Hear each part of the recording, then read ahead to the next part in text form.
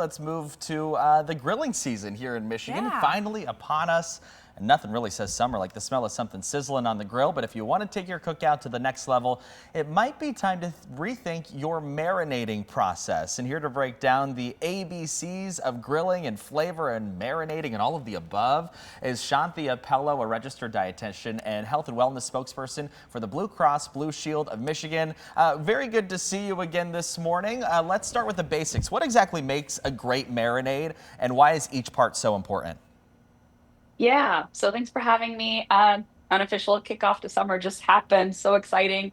And with marinades, we really want to include all these components that I'm about to talk about because they all play in a really important role. If you're really short on time, though, salad dressing kind of fulfills all of those needs. But we'll get started here. So, oil is very important. Now, olive oil is one of the healthiest oils, but it is quite expensive, especially when you're trying to marinate something. It's not getting to use as much. So, you can use kind of a high smoke point oil, canola, vegetable. They've gotten some bad rap in the past, but they are safe to use. So that's a great option. So we use about 3 parts oil to 1 part acid. This acid is going to help tenderize the meat. It's going to allow all the flavors to penetrate through. And so I'm using lime juice here, but you could use red wine vinegar, any kind of vinegar, lemon juice. The oil is kind of going to help absorb all the flavor. Next here, doing kind of a Thai-inspired marinade. We're moving to our aromatics. I'm doing some lemongrass. You can do ginger as well. That's a little easier to get your hands on. And some garlic, of course. Load up on this stuff. Garlic actually has some antioxidant powers, so great to include here. And we actually don't want to forget the sugar. I know as a dietitian, we're always talking about limiting sugar, but we do want to have some kind of sweet component in this because that's what's going to allow our meat to caramelize. So a little bit of honey here into the mix. And then lastly, some kind of salty component. We don't want to overdo this. I'm doing a splash of soy sauce here to kind of go with the Thai inspired flavors. Oh, yummy. That looks great. It seems like there is kind of that method to the madness. You add some of the sugar in there, you add some of the acid. Of course, that's high smoke point oil. I definitely have some olive oil sitting in my cabinet ready to go for the next time I want to try something like this as well.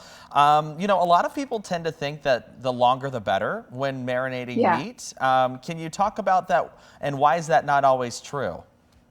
Yeah, so we talked a little bit about that acid and it helps tenderize the meat. But when we leave meat for too long in that acid, it can actually kind of backfire and dry it out too much. So, about 2 hours for chicken is actually the sweet spot. So, not as long as a lot of people would think. You can do it for a little bit longer than that, but that's the sweet spot.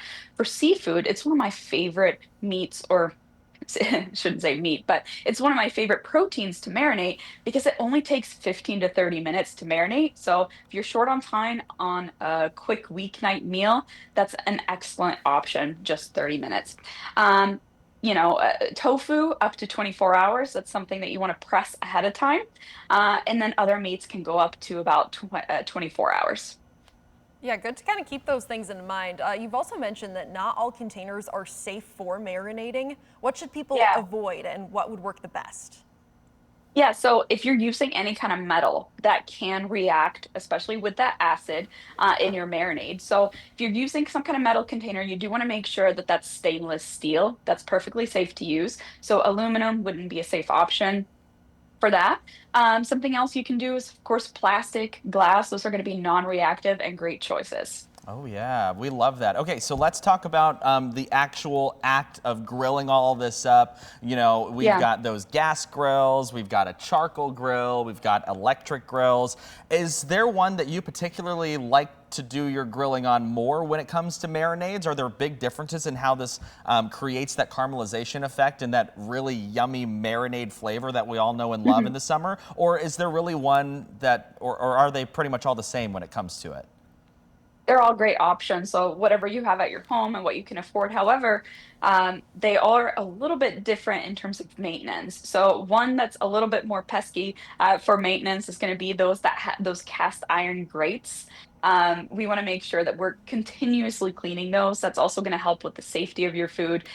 Whenever we get those charred bits, especially from meat, that can increase our risk for certain cancers. So we want to make sure to keep our grills nice and clean. So whenever you have let your grill heat up for the next session of grilling, that's where we want to scrape it because that's when all those food bits have allowed to kind of dry up, crumble up, and they'll be easy to remove. And then Okay. also for those cast iron grates, it's a good idea to give them a little bit of oil once in a while, just to kind of season them. Yeah, my mom taught me when she bought me a cast iron skillet not long, Yeah. several years ago, to always clean it out and then let it dry and then make sure you season it back up again to kind of Yeah. keep the maintenance going. Of course, it sounds like that's the same for those cast iron grates on a grill. Yeah, definitely Yeah. interesting to make sure that you're keeping your grill in good shape, keeping your cast iron in good shape for that matter too. While people are getting their things back into good shape, getting excited for the grilling season, what would you say is a really good crowd-pleasing marinade, or what's one of your favorites for specifically a summer cookout?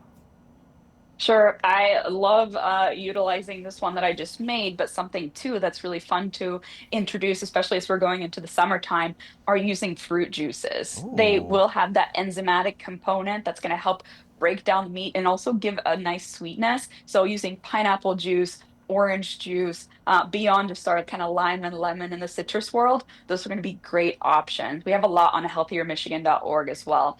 I think when it comes to grilling vegetables, that's something that's so great because we get the antioxidants, we get a lot of fiber, and of course, we get some components that can be really protective for our health.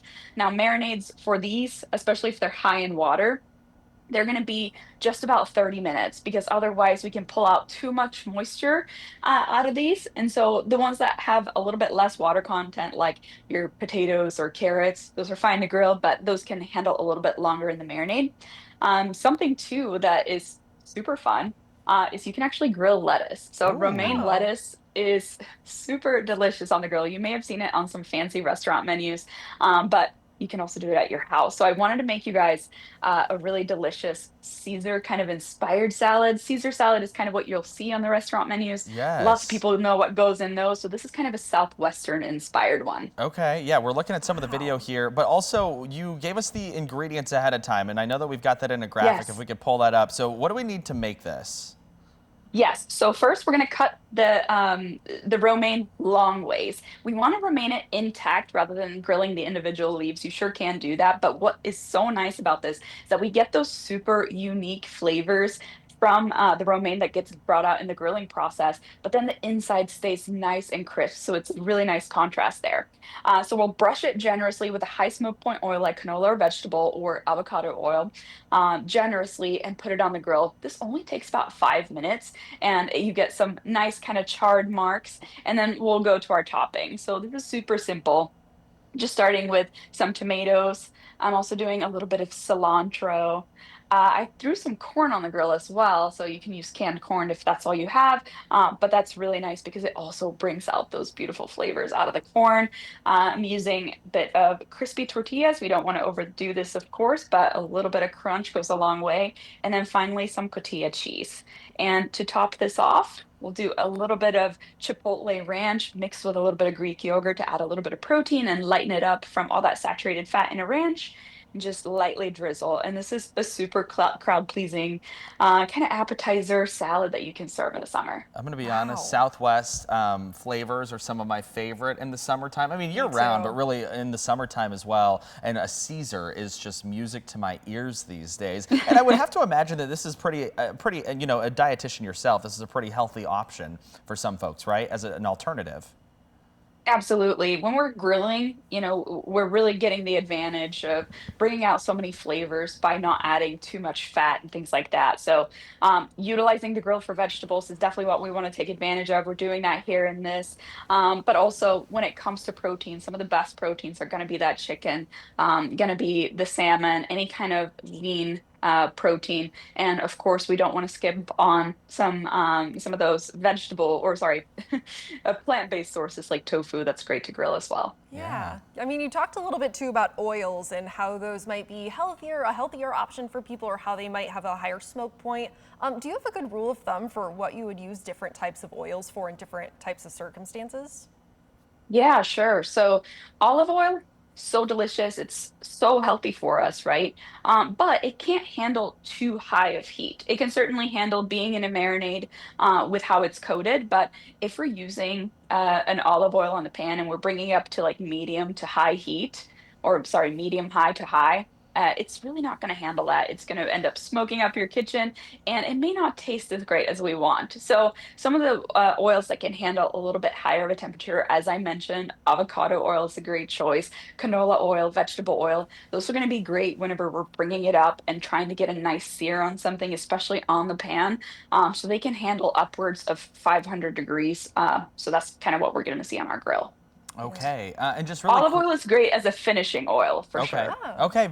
Yeah. Sometimes you get some of those actual like cooking olive oils and yeah. finishing olive oils. I've seen that in the Yes. grocery store before. Back to marinades. Any healthier tips for people wanting to keep things tasty but light? Is there a marinade that you would specifically go for rather than some of the heavier options?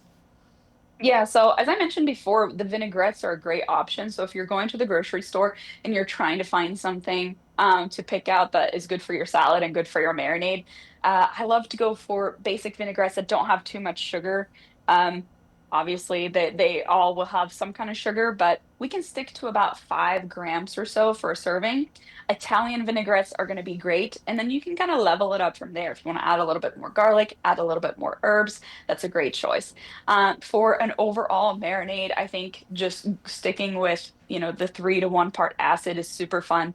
But you can kind of mix it up with all the aromatics that you're putting into it. I mentioned the lemongrass, the ginger, those have great antioxidant components. They've also got a little bit of fiber in them. And don't be afraid to use herbs. Herbs can go into your marinade and also after. So I think, now that we are really getting into the summer season here in Michigan, we're so fortunate to have a lot of great herbs into the mix. So parsley, basil, those are all going to be great. All right, and we've got about 15 seconds left. Really quick, where can people find some recipes on marinades or just anything for the summer grilling season to kind of keep tabs on their health as well? Yeah, so we have Father's Day coming up, and I know the grill is big for that. We've got lots of fun grilled recipes on a healthiermichigan.org. We got a salmon burger coming up. We've also got some grilled fruit ideas, so don't skimp on grilling some bananas. That's a really delicious one Ooh. as well. Served with some Greek yogurt, a little Yeah, drizzle of honey. It's a great a option. little dessert. Well, Shanti, we really appreciate your time. We look forward to checking in with you the next time. Thank you so much. Thanks, guys.